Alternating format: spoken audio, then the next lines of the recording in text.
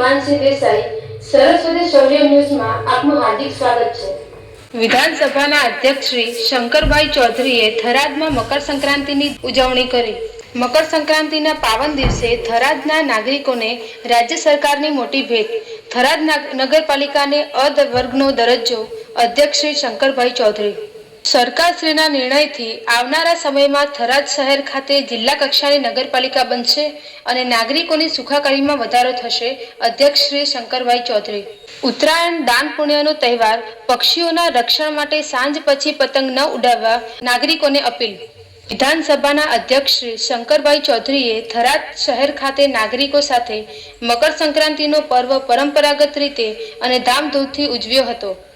આ પ્રસંગે શહેરમાં ઉત્સવમય માહોલ જોવા મળ્યો હતો અને મોટી સંખ્યામાં નાગરિકો તથા સ્થાનિક આગેવાનો ઉપસ્થિત રહ્યા હતા। મકર સંક્રાંતિના પાવન અવસરે અધ્યક્ષશ્રીએ રાજ્યના નાગરિકોને હાર્દિક શુભેચ્છાઓ પાઠવી હતી। તેમણે જણાવ્યું હતું કે આ પવિત્ર દિવસે થરાદ શહેરના પ્રજાજનોને રાજ્ય સરકારે મહત્વપૂર્ણ ભેટ આપી છે। રાજ્યના શહેરી વિકાસ વિભાગ દ્વારા થરાદ નગરપાલિકાને ક વર્ગમાંથી ઉન્નત બનાવી અ વર્ગની નગરપાલિકા જાહેર કરવાનો નિર્ણય લેવામાં આવ્યો છે। અધ્યક્ષશ્રીએ જણાવ્યું હતું કે આ નિર્ણયથી હવે થરાદ શહેરના વિકાસ માટે અગાઉ મળતી 3 કરોડ રૂપિયાની ગ્રાન્ટના સ્થાને 12 કરોડ રૂપિયાની ગ્રાન્ટ મળશે। સાથે જ નગરપાલિકાના મહેકમામાં પણ નોંધપાત્ર વધારો થશે અને અગાઉના 60 કર્મચારીઓની જગ્યાએ 165 કર્મચારીઓનું મહેકમ ઊભું થશે। દર વર્ષે અંદાજે 25 કરોડ રૂપિયા જેટલી વધારાની રકમ ઉપલબ્ધ થવાની થરાદ શહેરનો સર્વાંગી વિકાસ થશે અને નાગરિકોની સુખાકારીમાં વધારો થશે। રાજ્ય સરકારના આ નિર્ણયથી આવનારા સમયમાં થરાદ શહેર જિલ્લા કક્ષાની નગરપાલિકા તરીકે વિકસશે તેમ તેમણે જણાવ્યું હતું। અધ્યક્ષશ્રીએ ઉત્તરાયણના પર્વનું મહત્વ સમજાવતા જણાવ્યું હતું કે ઉત્તરાયણ એ અંધકારમાંથી પ્રકાશ તરફની યાત્રાનું પ્રતીક છે। આ પાવન દિવસે સૂર્ય ભગવાન ધનુ રાશિમાંથી મકર રાશિમાં પ્રવેશ કરે છે અને પૃથ્વી પર નવી ઉર્જાનો સંચાર થાય છે।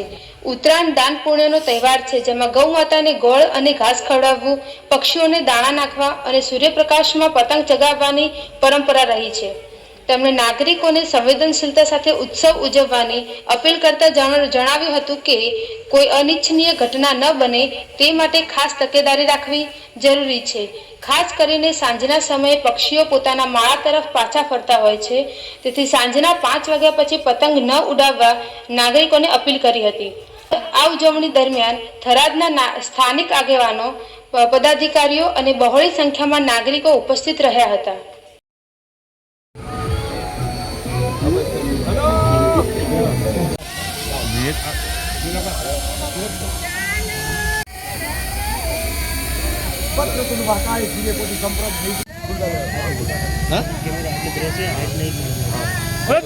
भगवान की